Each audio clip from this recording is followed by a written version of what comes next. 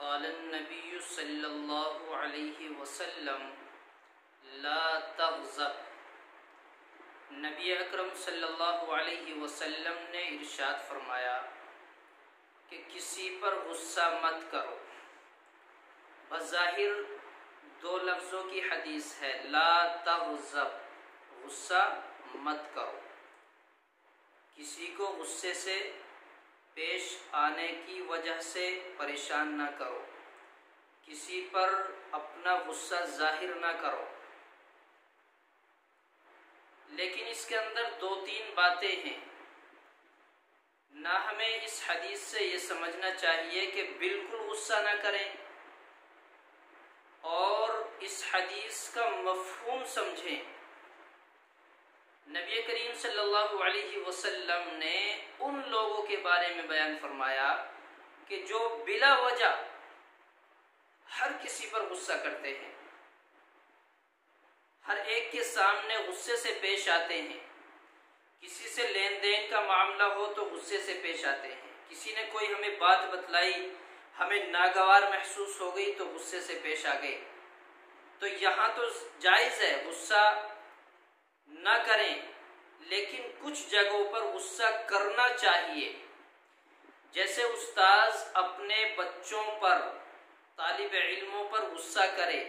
سبق نہ سنانے کی وجہ سے، غیر حاضری کی وجہ سے، دیر سے آنے کی وجہ سے، پڑھائی میں لاپرواہی کی وجہ سے غصہ کرنا جائز ہے۔ ماں باپ اپنے بچوں پر غصہ کریں، ماں باپ کی بات نہیں مانتے، لاپرواہی کرتے ہیں، گھر سے باہر گھومتے ہیں، نافرمانی پر نافرمانی کرتے چلے جا رہے ہیں، تو تنبیہ کے لیے ماں باپ اپنے بچوں پر غصہ کریں، جائز ہے۔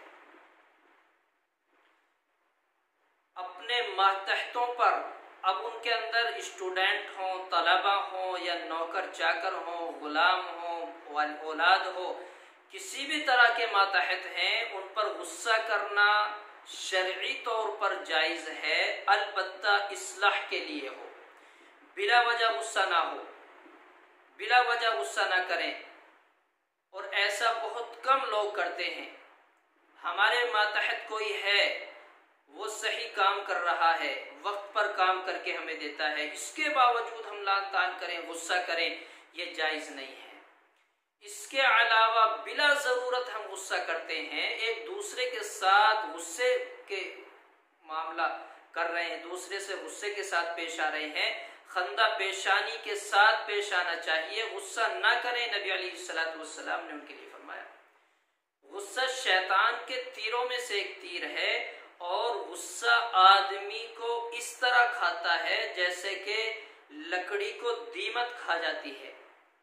بعض حضرات یہ کہتے ہیں کہ صحت نہیں بنتی، پریشان ہیں، بیمار رہتے ہیں، اور بہت کھاتے بھی ہیں لیکن فرق نہیں لگتا،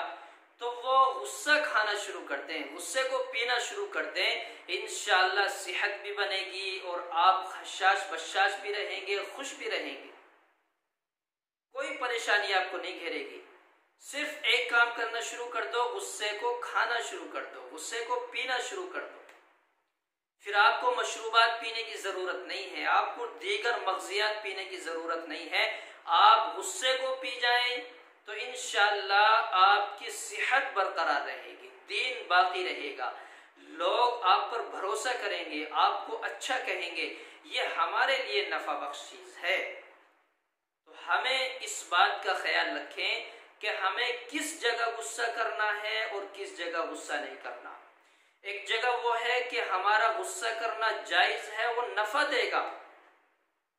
سامنا والا کون ہے، کس پر ہم غصہ کر رہے ہیں، اگر وہ نفع بخش ہے تو جائز ہے، اور نفع بخش نہیں ہے تو غصہ کرنا ناجائز ہے، نبی علیہ السلام کے فرمان کے خلاف ہے، اور اس سے بچنا چاہیے۔ نبی علیہ السلام نے جو بات ہمیں بتلائی ہے، ہم اس پر عمل کریں، انشاءاللہ کامیاب